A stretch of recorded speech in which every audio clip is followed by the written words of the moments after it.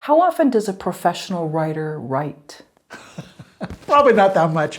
For me, my best, somebody used to be a reporter. It is hard to, it's hard to become if you weren't a reporter, you're a recovering reporter. And I mean, I have 4 digital subscriptions to newspapers, so I can't get it out of my blood. But you have to really focus and not be distracted. And I'm trying to work on that, like only giving yourself 5-minute break at 10:30 and then walk your dog at noon. But the internet makes it so much harder to focus. And I'm kind of learning of myself, like by 3 or 4 o'clock in the afternoon, my attention span is just like, popcorn. It's just popping and going every place, and it's not focused at all. And I use that time to go back and copy edit or try not to do, write fresh material because I'm just not as sharp. So it is partly knowing your own routine, and being okay with yourself, not bashing yourself. Oh, I didn't write 3,000 words a day. I kind of don't believe in that. But, I think it's making peace with who you are and what's realistic. But just remember, all professional writers are masters of procrastination. And part of it's fear, maybe even part of it is the creative process. I find for myself, I get my best ideas when I let the front part, when I stop letting my neocortex be so busy and I let the back wheels of my brain work. I've gotten such good ideas just walking my dog and not thinking about it. And it's like some part of me I don't even know is working on the problem of a plot issue or what would a character do. So, I think that's kind of like the magic of writing. When I was working on the last version of the book about my family, I knew them so well after writing previous versions that I could actually see them walking in front of me. I knew what my grandfather would say. I could see him holding a stogie, and so it is kind of just like a very magical experience, but also you have to be hard-headed and know, you're not going to be writing great material at 7 o'clock at night after your 3rd Diet Coke. You have to just go rest and settle into a ritual that's you. If you have an idea for a story, where's your beginning? That's a brilliant question. I like being organized. When you go into a lot of newsrooms, they're pigsties. You can't see people's desks because there's so much crap, Post-its, old stories, notes, and all that. My desk would get like that every day. That's just occupational hazard. But I had to have it neat and organized when I left for the day, and I would take a lot of crap about it. But that's just the way I am. I'm the type of person my bed has to be perfectly made. The bathroom could be a pigsty, and my wife will be on me about toothpaste in the sink and all that. But it's creating a sense of order where there is none. But it's just a deception of oneself. I still like going back to my college days, having a 3-ring binder, and using separation tabs. And like for this book, for the book I'm currently doing, Later Days. I have my outline, right? I have my character interviews. I have my sketches. I have, every time I write a book, I try to make myself read 10. Just to learn, grow. You never know what you could do. I take notes on every book because what's the point of reading a book to help you if you don't take notes and can't remember? So I just do like 1 page. Even though I barely refer to this during the writing process, it's my security blanket. I know it's here. It's the foundation, And the thing I look at most is probably character sketches. But for my first novel, Arroyo, I was so insecure about it. My dad was dying, other things going on in my personal life. I wrote a 30,000 word treatment. 30, that's almost like that's a novella. But I needed to do it for myself. And it was amazing comparing that treatment with this actual book. Because the treatment probably had 5% of what I had in there. It doesn't matter. It still was getting me in the place where I felt I had the confidence to write. One thing people have said about being a novelist, I get it, is that if you really have a going, your characters will tell you what to do. They'll tell you how to end the book. So I feel like that's going on now as I'm rewriting and tightening my last draft. My characters are saying, no, he wouldn't say that now. He might have said that in draft number 2. Now you know him better. But having this, having, a binder, it's for me, it's wonderful, and, I have articles about Flint Ridge, locking out of Flint Ridge. I have articles about Caltech. I have articles about somebody who makes cameos, Richard Feynman and Elizabeth Kubler-Ross. I got to know their stories. But having this is it's almost not Cliff Notes, but it's my, handy wallet-sized, documents that remind me, who the identity of the story is. What advice do you have for authors who want to strike out on their own, possibly leaving a good-paying job and making writing fiction or nonfiction books their full-time endeavor? I would really spend a weekend investigating a career in IT.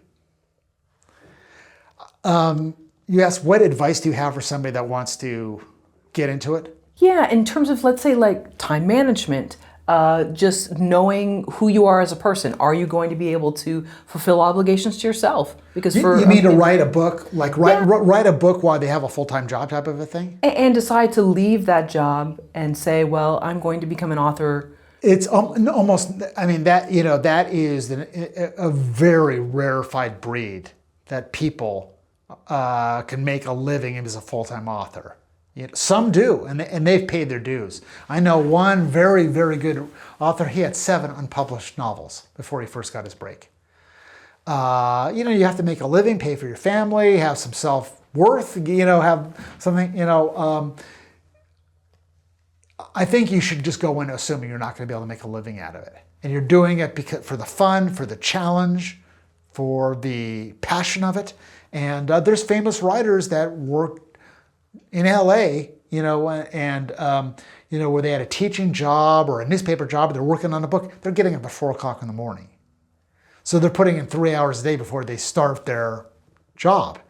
Now, picture them 12 hours later, right? They are dog tired, they're coming back from their job, their wife has got a baby with colic, and they're going to bed at 8 o'clock at night because they're a human being. So it is tough. But I really respect those people that do that. But you can, it's brutal to go in. I think you're fooling yourself, unless you're in some exceptional situation, to think you're going to make a living as a book writer, because it is hard. There's just a million ideas being pitched. I think I've read that over 90% of people seeking representation from agents are rejected. And something like over 95% of agents submitting books by their clients to publishers are rejected. So think about that. There is this line going around, that is sort of the thing that says they're always looking for a reason to say no. I think there is a lot of fear. Hollywood is this. I'm just so curious about it. If Hollywood was a person, what would that person look like and be like? Because they would be, to me, creative, ambitious, and maybe a little afraid. I think fear runs a lot of it. They don't want to be the person that turned down the next Harry Potter, right? But they also don't want to be the person that, just, has a 3-book deal for a dog that sells. Most books sell under 500 copies. Think about that. All the work, care, sweat, struggle, under 500 copies. So it just tells you, you can have a wide distribution of stories, but very few, are going to make you a full-time job, make you famous, get you to go into your boss and say, F you, I don't think I'm coming in again tomorrow, right? That's just not the way it is. Do you think it's less so now? There's this rumor that we're reading less. I'm not sure if that's correct or not. We are reading less. We are, okay. Yeah. People, there's books out there now I don't want to read about. The human brains are changing. This, unfortunately, is changing the brain. People are getting people's attention. We are like goldfish, this, that, or, my daughter is a dog. It's got the world's shortest attention span. That's the way people are with TikTok and YouTube and all that.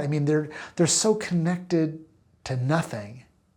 They forget about stories and we have more ways for people to read stories and absorb and enjoy stories than ever before. Think about it. Audiobooks, ebooks, what's going to be next. But I'm very concerned that the written word is under assault. And if we didn't have such a needlessly divided country, we would be tackling this. We'd be tackling this because, there's been a lot of Hollywood blockbusters based on the premise the machines are going to take over. I would say the machines already are taking over, and we're letting it happen. In fact, we're urging it to happen. The idea that we let ChatGPT help a kid write a college paper when those parents maybe couldn't go to college and they worked their asses off, and you're going to let a machine be your education, or the idea AI is going to write a script, and people are accepting it as a fait accompli. That is who was running who. Last time I looked, it wasn't the machines that created humanity. It's the opposite. So I am very worried about it. And this is the stuff people in Washington should be arguing over instead of a laptop, And our folly will eventually, do a terrible number on the human creative spirit. I don't want a machine making up a story. What, huh? Where did that machine struggle and sweat and learn? So I am deathly afraid that's going to happen. And I'm even more mortified. We're not doing enough about it.